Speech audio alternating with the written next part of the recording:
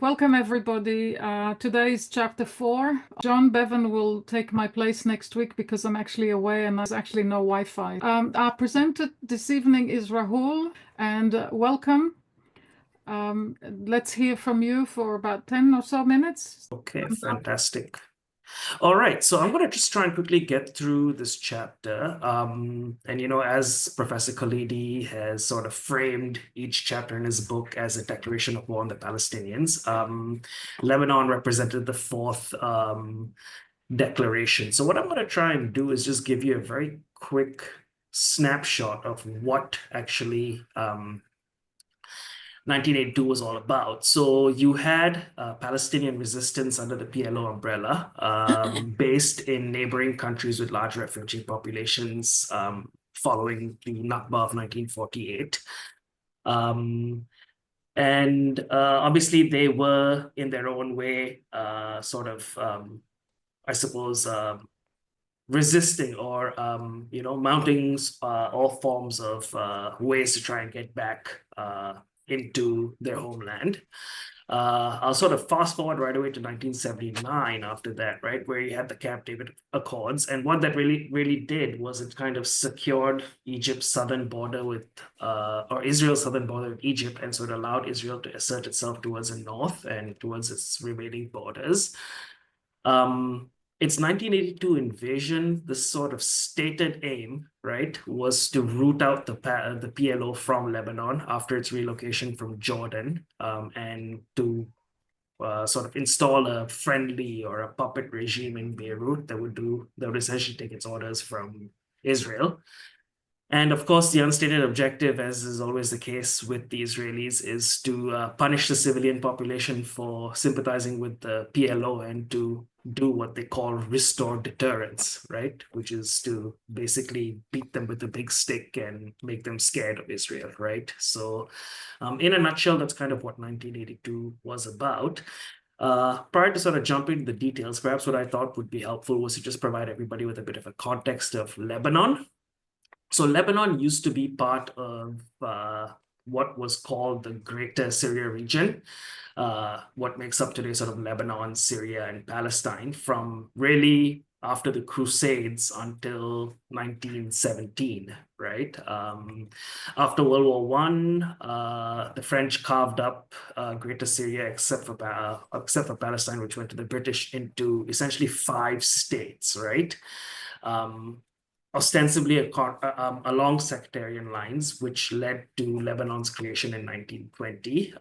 It was supposedly created for Maronite Christians, but it had sizable Greek Orthodox, Sunni, Shiite, and Druze minorities as well.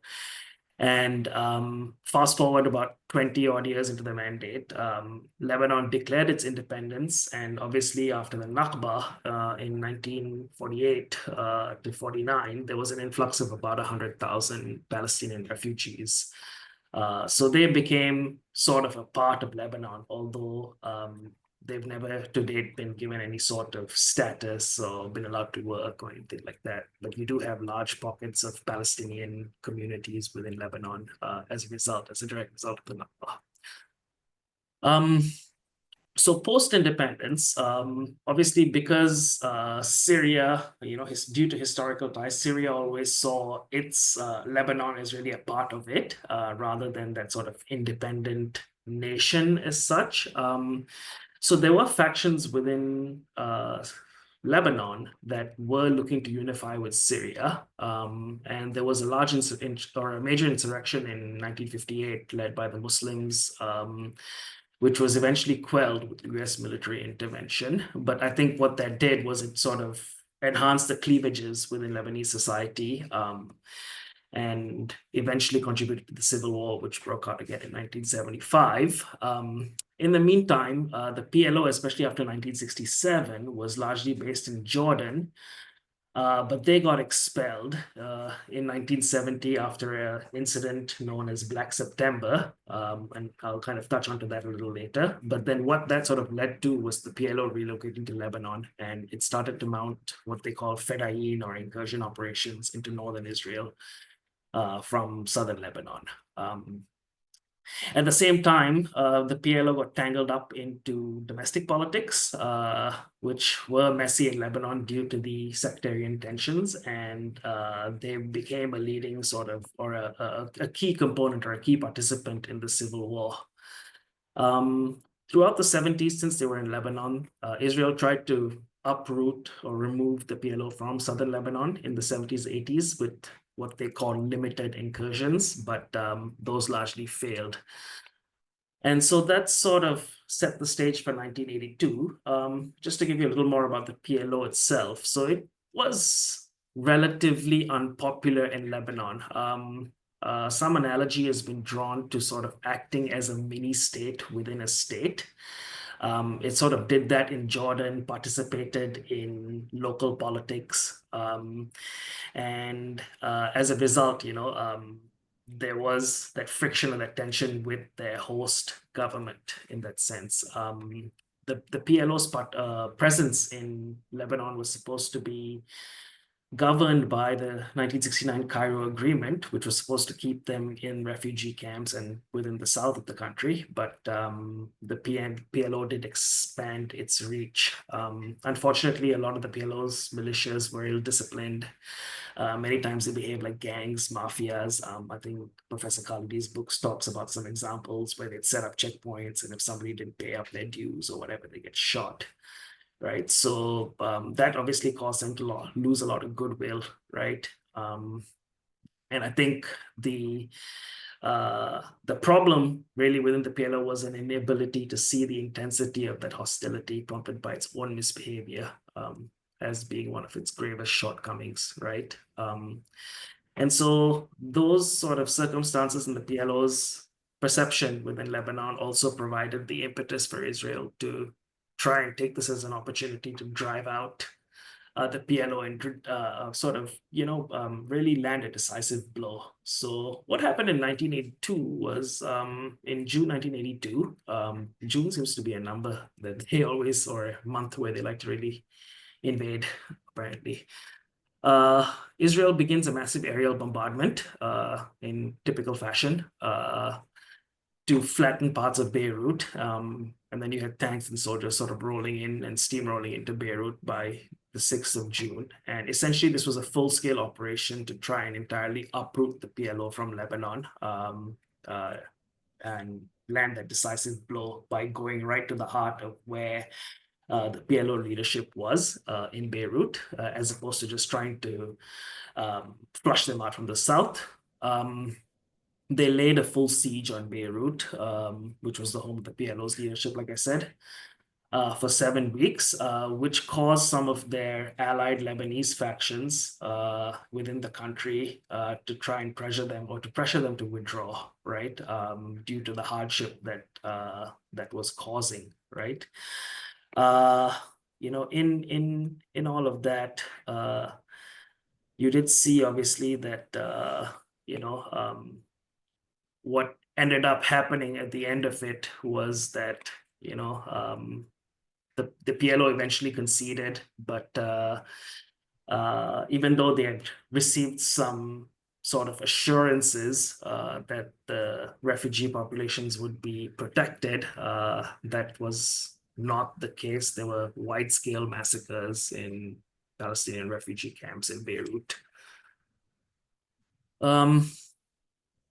Sorry, where's this? Okay, so obviously, one of the recurring themes in Professor Khalidi's books is that really Israel can't do what it does without the US's backing or without great power patronage. And some of the key examples in terms of how this was given was, one, the explicit assent for the invasion of Beirut prior to June 4th in the name of fighting terrorism or eradicating terrorist organizations. So this ruse has been used for a long time, obviously, as we can see. Then there's the indispensable military aid, $3 billion for tanks, jets, bombs, with no conditions or restraints. So again, a long-standing pattern.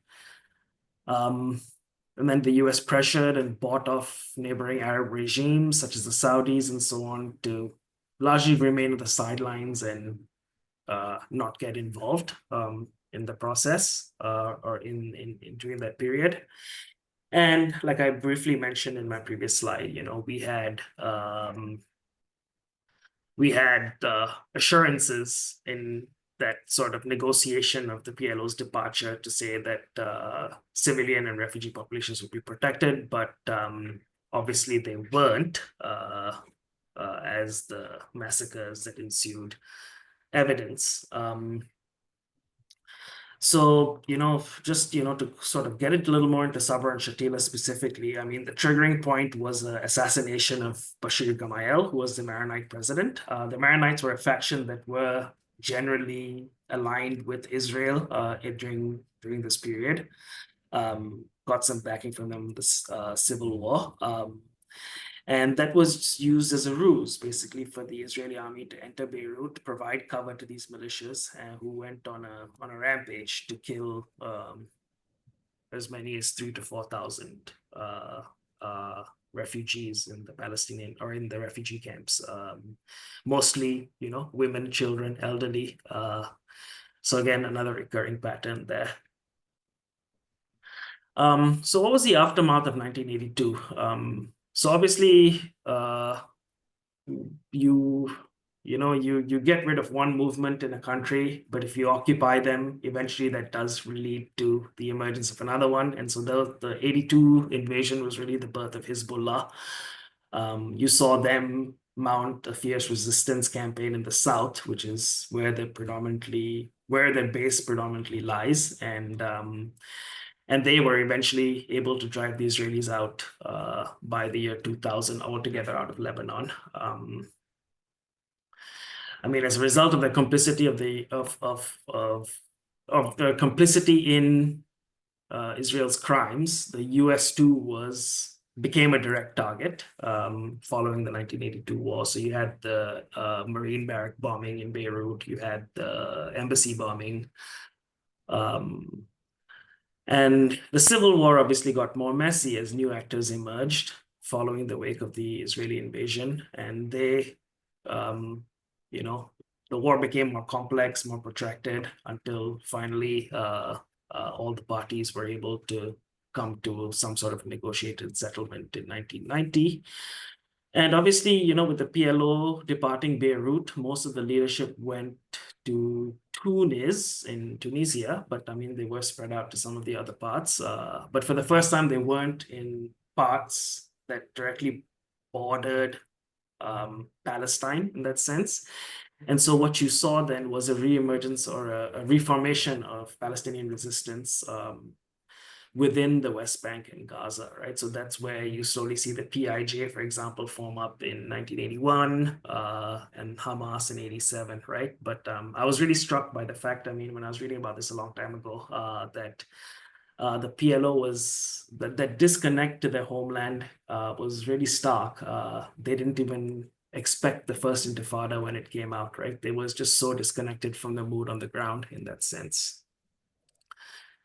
And, just to kind of make some connections or some parallels with today, so obviously we've seen that large scale indiscriminate bombardment of civilian areas has become normalized. I would argue that after 1982, that largely became the case.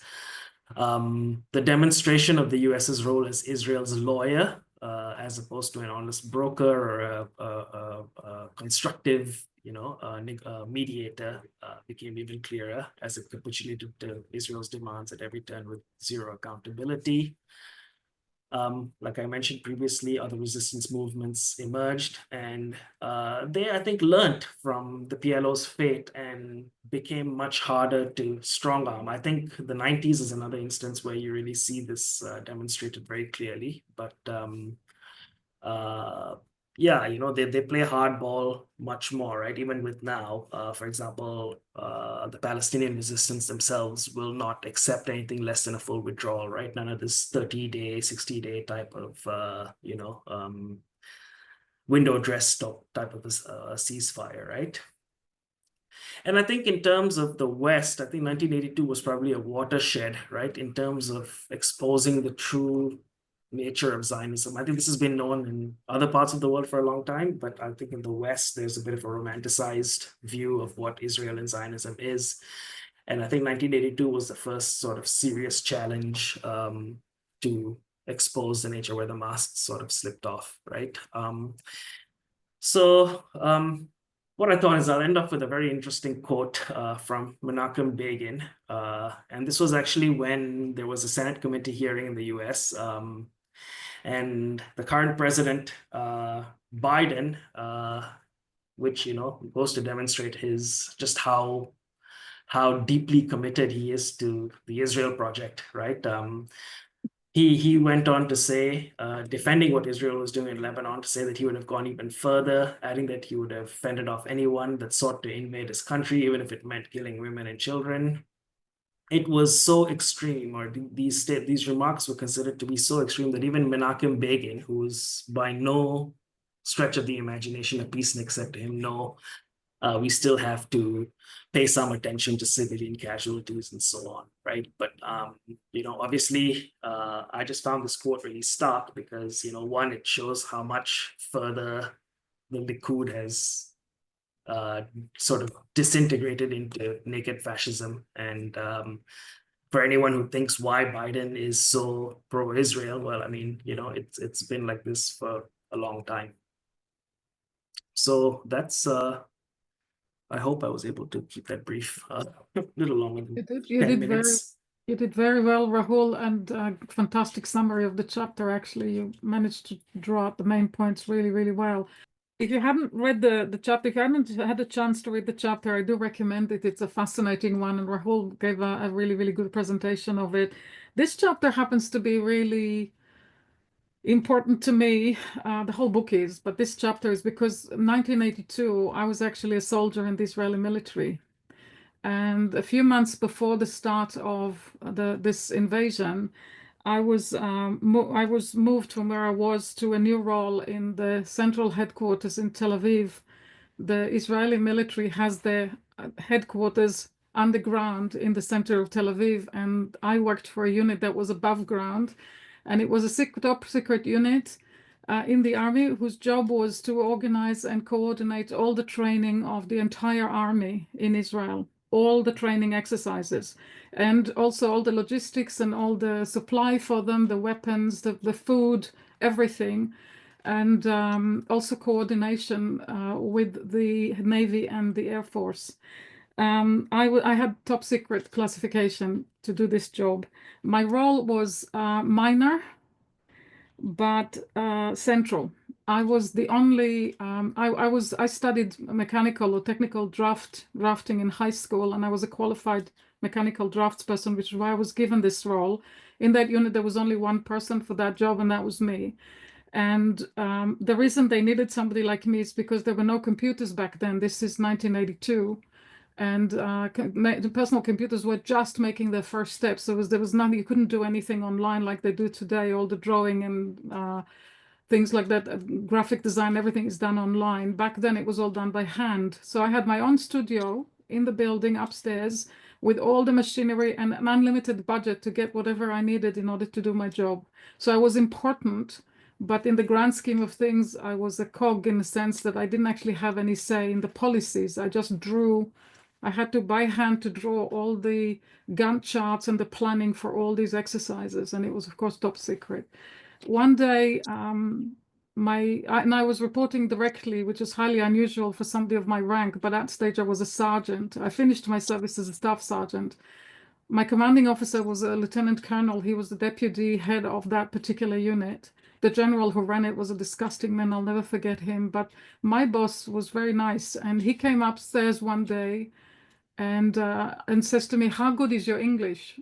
And I happen to be pretty good in English at school. And I said, I'm good, actually. I can do English. I said, okay, here, you do this. And he gives me this plan to draw, which was unusual. It was different from anything else I've ever done. And I did it and gave it to him. And he changed into civilian clothing, which was highly irregular. And we heard that he was going up to Lebanon. Those plans were the planning for the training of the militias that committed the massacre in Sabra and Shatila.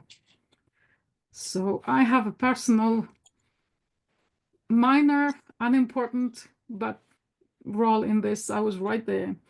During that invasion of Lebanon, the same commanding officer called us all into one of the offices because we didn't understand what was going on. You can be in the middle of the military and not understand anything. And I was only 18 and a half.